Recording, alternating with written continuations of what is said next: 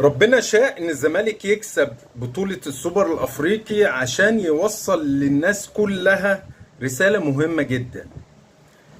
رسالة اتمنى ان كل الناس تتعلم منها.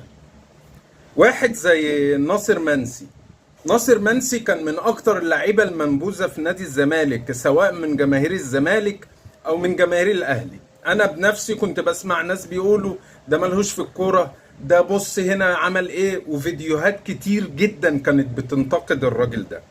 يشاء ربنا ان يخلي الزمالك يكسب السوبر الافريقي على يد ناصر منسي، بالاضافة انه ما كانش لاعب اصلا اساسي.